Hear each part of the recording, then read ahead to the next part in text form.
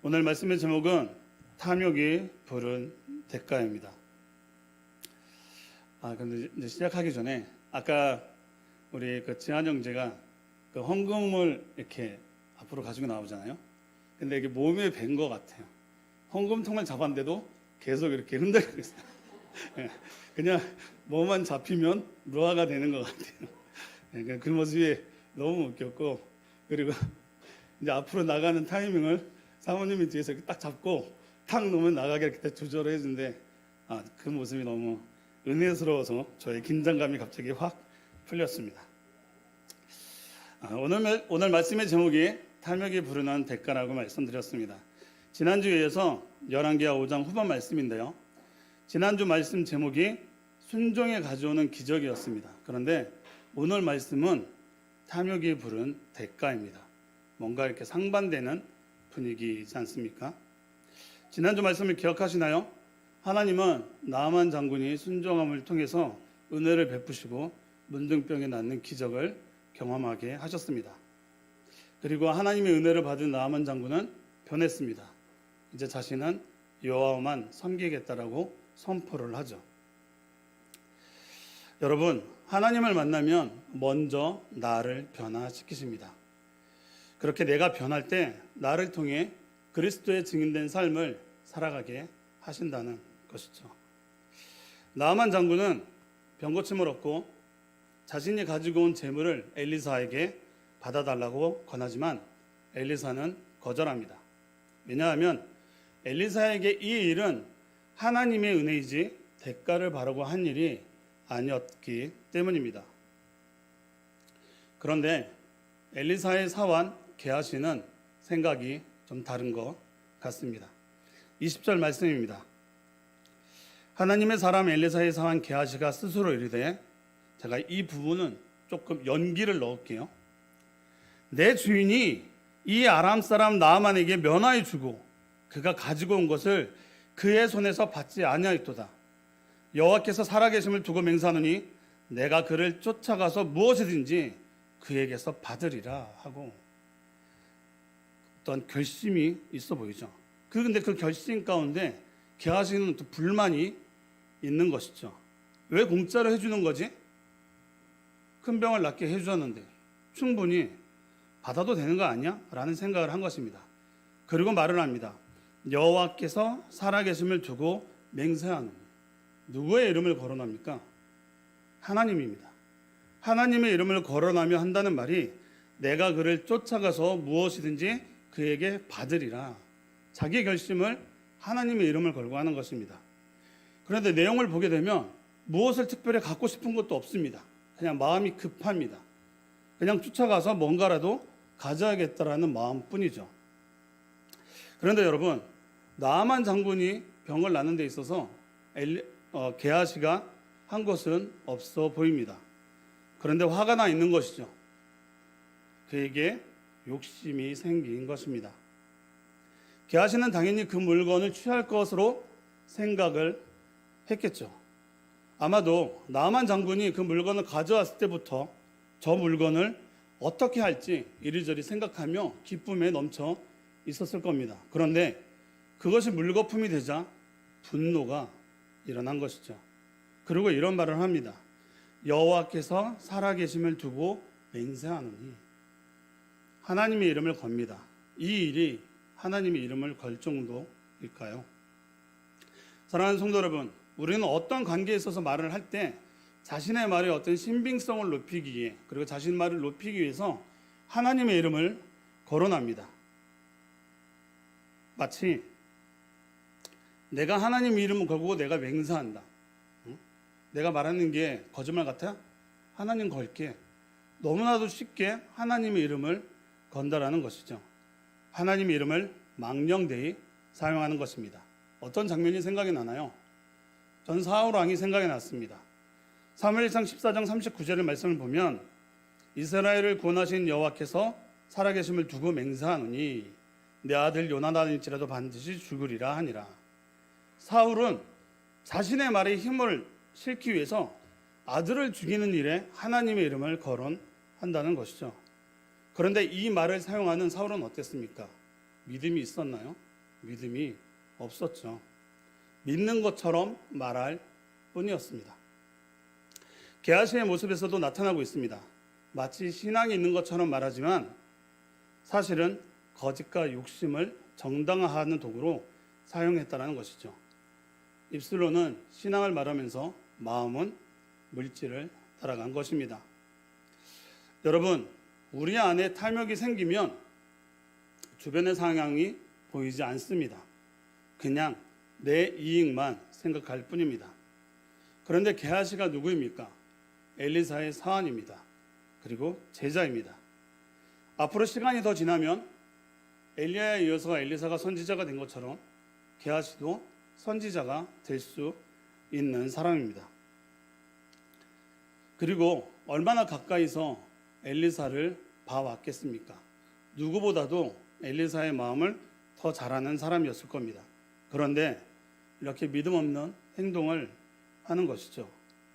탐욕이 그렇습니다. 탐욕은 이성을 마비시키고 눈을 어둡게 만듭니다. 마치 가룟 유다처럼 말이죠. 그렇게 게하시는 행동을 합니다. 21절과 22절 말씀입니다. 나아만의 뒤를 쫓아가니 나아만이 자기 뒤에 달려옴을 보고 수레에서 내려 맞이하여 이르되 평안이냐 하니 그가 이르되 평안하나이다. 그리고 이제부터 3단 콤보 거짓말이 시작이 됩니다. 우리 주인께서 나를 보내시며, 첫 번째 거짓말입니다.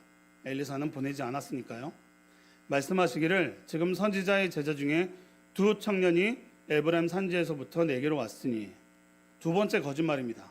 자신이 두 명을 데리고 온 것이지 자신의 거짓말을 합리화하기 위해 두 명을 이용한 것이죠.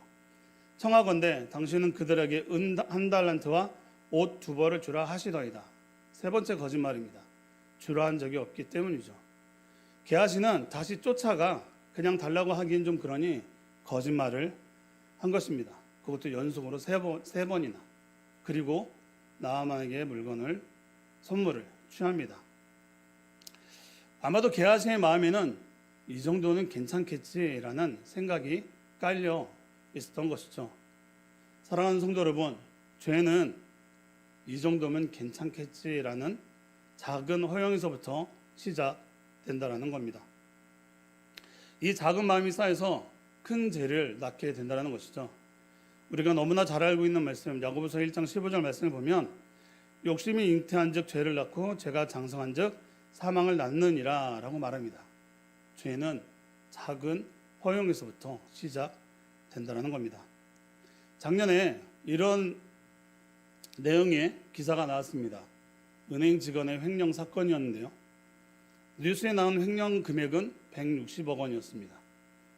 그래서 이 직원을 잡아서 왜 이런 일을 했냐라고 말을 하니 처음에 작은 금액을 횡령하니까 걸리지 않았다고 합니다. 그러니 조금씩 커지다 보니 이렇게 됐습니다 라고 말을 했다는 거예요. 여러분, 탐욕은 이성을 마비시키고 그리고 어느 순간부터는 자기 합리화가 시작됩니다. 이미 선을 넘었으니 나도 모르겠다 라고 말이죠. 그리고 스스로 점점 뻔뻔해집니다. 그렇게 나아만으로부터 물건을 받은 게하시는 자신의 집에 숨겨두고 엘리사에게 갑니다. 그리고 뻔뻔하게 아무 일 없다는 듯이 엘리사 앞으로 나아갑니다. 25절 말씀입니다. 들어가 그의 주인 앞에 서니 엘리사가 이르되 게하시야 내가 어디서 오느냐 하니. 이 질문의 뒤에 이어지는 대화를 보게 되면 엘리사는 알고 있었던 겁니다. 게하시에게 돌이킬 수 있는 기회를 준 것이죠. 그런데 게하시는 아무 데도 가지 않았습니다 라고 뻔뻔하게 거짓말을 합니다. 돌이킬 수 있는 그 기회를 놓쳐버립니다. 그때 사실은 제가 가서 조금 물건을 요청했습니다. 그런데 지금 와서 생각해보니 잘못된 것 같습니다. 엘리사님 용서해 주십시오 라고 했으면 아마 엘리사는 용서를 해줬을 것 같습니다. 그런데 그 돌이킬 수 있는 기회마저 놓쳐버렸다는 것이죠. 사랑하는 성도 여러분, 하나님은 기회를 주십니다. 어떤 죄를 짓기 전에 돌이킬 수 있는 마음을 주신다는 겁니다. 그것이 바로 성령의 인도하심입니다. 그런데 그걸 알아채지 못하는 것이죠. 그래서 우리가 늘 말하는 분별력이 필요한 것입니다. 성령의 인도하심을 알아채는 분별력. 그런데 그 성령의 인도하심의 분별력을 갖지 못하게 되면 죄가 죄인 것을 못 느낀다는 것이죠. 그리고 그 죄에 대해서 망각해 버립니다. 그런데 하나님은 이미 죄를 지었다 하더라도 그 마음에 또 울림을 주십니다. 다시 한번 돌이킬 수 있는 마음을 주신다는 것이죠. 그런데 그마저도 무시하고 그 죄를 허용하는 순간 우리의 마음은 사단에게 잡아 먹혀버린다는 것입니다. 사랑하는 성도 여러분, 여러분에게 신앙 안에서 하나님이 기뻐하지 않는 일을 했을 때 돌이킬 수 있는 신호를 성령님이 보내신다면 그때 그때가 돌이킬 수 있는 기회인 것입니다. 그것을 붙잡아야 한다는 것이죠. 계속해서 우리 26절 말씀을 한번 같이 보겠습니다. 26절은 좀 같이 읽도록 하겠습니다. 시작. 엘리사가 이르되 한 사람이 수레에서 내려 너를 맞이할 때 내 마음이 지금이 어찌 은을 받으며 옷을 받으며 감남원이나 포도원이나 양이나 소나 남종이나 여종을 받을 때이냐. 아멘. 내 마음이 함께 가지 아니하였느냐. 이 말씀을 쉬운 성경으로 읽어보면 이렇게 말합니다. 내 영이 너와 함께 있었다. 엘리사는 게하시의 행동을 직접 보진 않았지만 영적으로 이미 꿰뚫어 알고 있었다는 겁니다. 선지자의 영적 분별력을 보여주고 있습니다. 여러분, 엘리사가 지금 지적받는 것은 단순히 돈을 받았다는 문제를 넘어 나아만에게 임한 하나님의 은혜는 거저 주어진 은혜라는 점입니다. 그런데 게하시는 이 은혜의 순간을 대가가 있어야 한다는 것으로 바꾼 것이 잘못되었다는 것이죠. 여러분, 하나님이 주시는 은혜는 값으로 살 수 없으며 거래하는 것이 아니라는 것입니다. 그리고 사랑하는 성도 여러분, 사람은 속일 수 있습니다. 그러나 전능하신 하나님은 속일 수 없습니다. 아무도 보고 있지 않은데 이 정도는 괜찮지 않나라는 생각이 드십니까? 그렇지 않습니다. 내 안에 성령님이 그것을 보고 있기 때문이죠. 얼마 전 TV에서 천국보다 아름다운이라는 드라마를 했습니다. 제가 그 드라마를 다 본 건 아니지만 그 내용은 천국과 지옥 그리고 환상에 관한 내용이더라고요. 그런데 눈에 들어오는 부분이 있었습니다. 사람이 죽으면 천국과 지옥 둘 중에 한 군데는 분명히 간다라는 점입니다. 그리고 그 사람이 어떻게 살아왔는지에 대해서 빈무행이 계수한다라는 것이죠. 심판대 앞에 서서 자신의 죄를 열거한다는 것입니다. 어떤 사람이 그렇게 말을 하더라고요. 그걸 어떻게 다 알아? 내 사는 걸 어떻게 다 알 수 있지? 라고 반문을 하자 그 앞에 있는 사람, 심판대 앞에 있는 사람이 그 사람이 눈을 딱 열어주니까 공중에 수많은 거기는 직원으로 표현을 하죠. 직원들이 각 사람의 이름을 정해놓고 그 사람의 일거수일투족을 다 기록하는 장면이 나오더라고요. 전 그 모습을 보고 좀 깜짝 놀랐습니다. 그걸로 일생을 평가하고 천국과 지옥을 결정하게 된다는 겁니다. 아마도 이 드라마를 만든 사람은 성경을 아는 사람이 같이 조금 작품을 만들지 않았나 생각이 들더라고요. 여러분, 아무도 안 본다고 해서 안 보는 게 아니라는 것을 잊지 마십시오. 우리의 모든 행적은 죽음 이후 심판대에서 낱낱이 공개될 것입니다. 우리 계시록 2장 20장 12절을 함께 같이 읽겠습니다. 시작. 또 내가 보니 죽은 자들이 큰 자나 작은 자나 그 보좌 앞에 서 있는데 책들이 펴 있고 또 다른 책이 펴져 있으니 곧 생명책이라. 죽은 자들이 자기 행위를 따라 책들에 기록된 대로 심판을 받으니. 우리 요한계시록 21장 8절 말씀도 함께 읽겠습니다. 시작. 거짓말하는 모든 자들은 불과 유황으로 타는 못에 참여하리니 이것이 둘째 사망이라. 아멘. 여러분, 게하시의 탐욕의 결과는 나병이 걸리는 죄의 결과로 나타납니다. 27절 말씀입니다. 그러므로 나아만의 나병이 내게 들어 내 자손에게 미쳐 영원토록 이르라 하니 게하시가 그 앞에서 물러나오매 나병이 발하여 눈같이 되었더라. 여러분, 그런데 왜 나만의 나병이 들어갔다고 말씀을 하실까요? 그냥 게하시는 나병에 걸렸습니다 라고 그냥 이렇게 확정적으로 말해도 되는데 나만의 나병이 들어갔다고 말하고 있습니다. 여기에는 어떤 영적 의미가 있습니다. 나만의 나병은 은혜를 거절하고 탐욕을 따라간 자에게 심판으로 돌아온다는 징표입니다. 나아만은 나병으로 죽을 수밖에 없는 상태였지만 선지자의 말에 순종함을 통해 하나님의 은혜로 치유를 받았던 것입니다. 그런데 하나님을 알고 있는 게하시는 자신의 탐욕으로 인해 그 은혜를 잊어버리고 대신 심판을 받게 된 것입니다. 다시 말해 내면의 영적인 죄악이 결국 가장 끔찍스럽고 저주스러운 외적인 심판으로 드러났음을 보여주는 것입니다. 가장 거룩한 선지자 곁에 있으면서도 물질의 눈이 먼 그의 부패 마음이 나아만에게서 떠난 나병이라는 형태로 명확히 심판받은 것입니다. 이것이 탐욕의 대가가 이렇게 큽니다. 그런데 여러분, 이 탐욕의 대가는 한 개인으로 끝나지 않습니다. 공동체를 흐트러뜨리고 또 위험에 빠뜨리게 됩니다. 두 사건을 짧게 보도록 하겠습니다. 여호수아서 6장 17절과 18절 말씀을 제가 쉬운 성경을 읽어드릴게요. 눈으로 따라와 주세요. 17절 성과 성 안에 있는 모든 것은 다 여호와께 바치는 것이므로 모두 없애시오. 다만 기생 라합과 그의 집에 있는 사람들은 모두 살려주어야 하오. 이는 라합이 우리가 보낸 2명의 정탐꾼을 숨겨주었기 때문이요.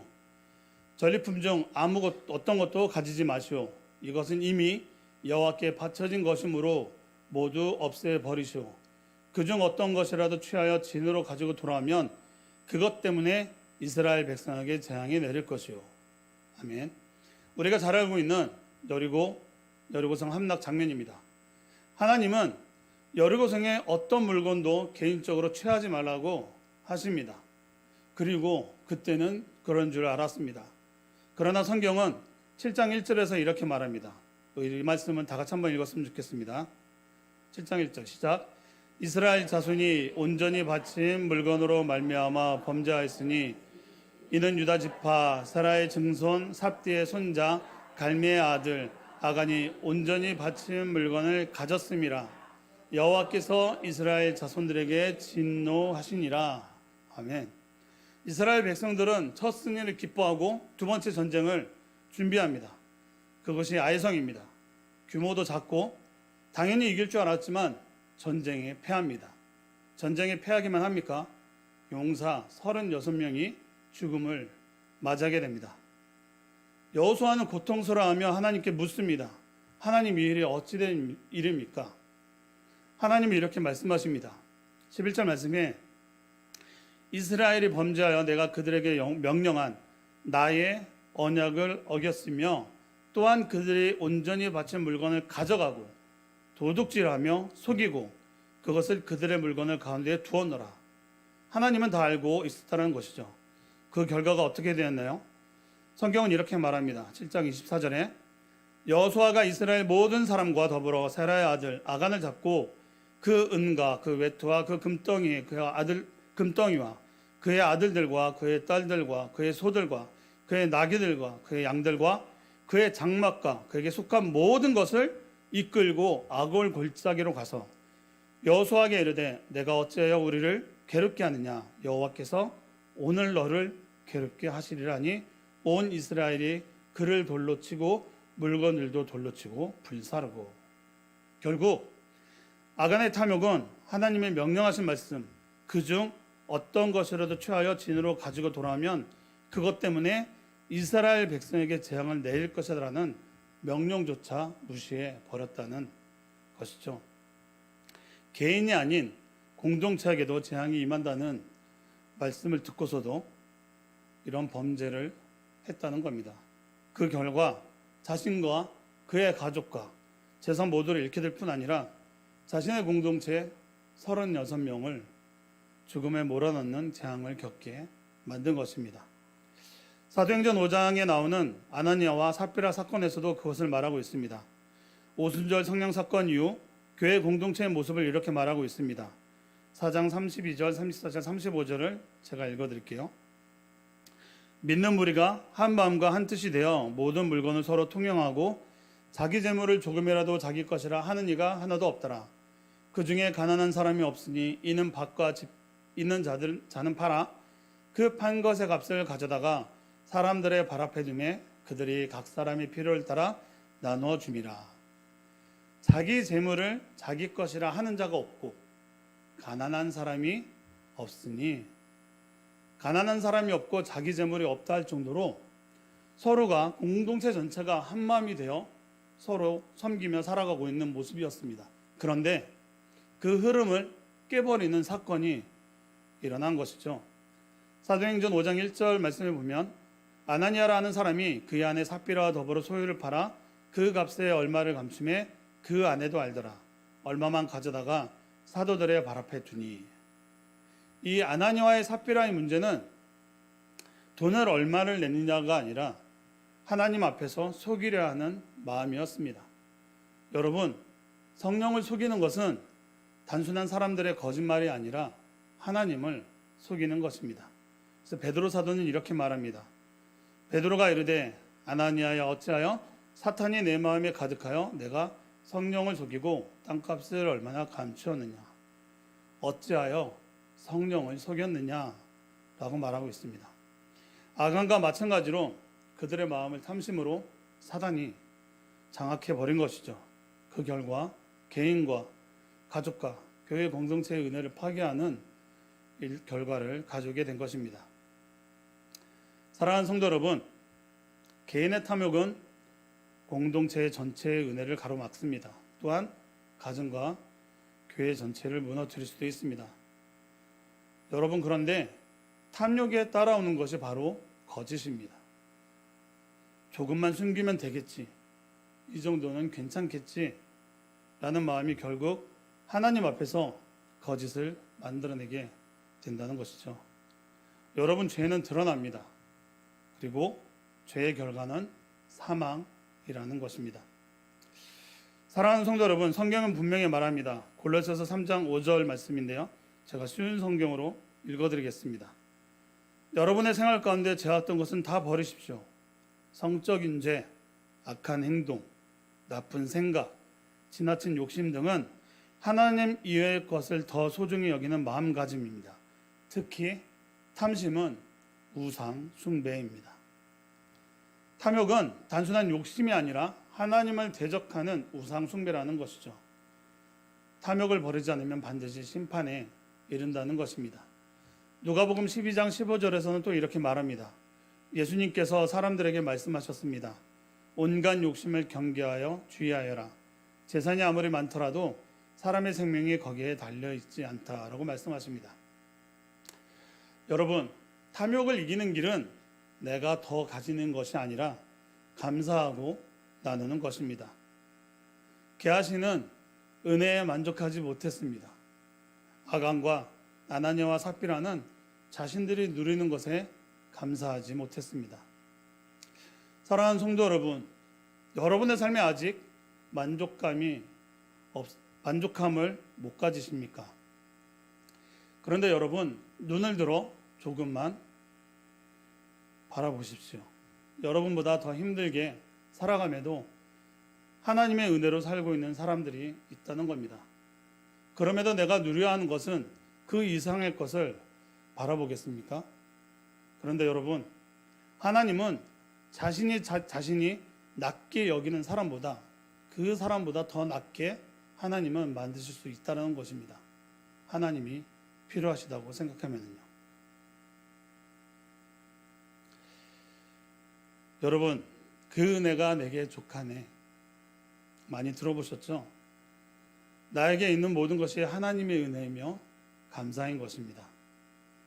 우리 성숙한 성도는 이러한 믿음의 고백을 해야 하는 것입니다. 오늘 하루도 살아가면서 이런 고백을 합시다. 내게 은혜는 내게 임한 은혜가 족하네. 그 은혜면 충분합니다. 예수 그리스도만 있으면 말이죠. 말씀을 마무리하겠습니다. 사랑하는 성도 여러분, 탐욕은 하나님보다 앞서는 우상 숭배입니다. 그런데 탐욕은 누구에게나 생길 수 있는 사람의 욕구입니다. 그러나 이 세상에는 내 욕구대로 살아갈 수 없습니다. 성령의 열매 중 절제를 통해 그것을 다스려야 한다는 것이죠. 그러면 우리는 어떻게 살아가야 할까요? 바로 예수 그리스도를 믿는 자로서 주님이 걸어가신 길을 가야 되는 것입니다. 우리 주님은 탐욕이 아니라 나눔으로, 소유가 아니라 십자가의 희생으로 우리를 살리셨습니다. 이제 우리도 그 길을 따라가야 합니다. 눈앞의 이익보다 하나님의 은혜를 붙들고 거짓보다는 진리를, 탐욕 대신에 감사와 나눔의 길을 걷는 하나님의 자녀로 살아가야 한다라는 것이죠. 그때 우리 가정이 살고 교회가 살고 공동체가 사는 은혜를 누리게 될 것입니다. 우리 새움누리 공동체가 이렇게 살아가기를 축복합니다. 아멘. 기도하겠습니다. 주님, 우리가 탐욕 가운데 우리의 눈이, 우리의 이성이 마비되지 않게 하여 주시옵소서. 하나님이 주신 분별함으로 우리의 삶 가운데 거짓과 탐욕 때문에 공동체를 흐트러뜨리지 않게 하시고 주님이 주신 그 은혜를 감사함으로 살아가는 새움누리 공동체가 되게 하여 주시옵소서. 예수님 이름으로 감사하며 기도합니다. 아멘.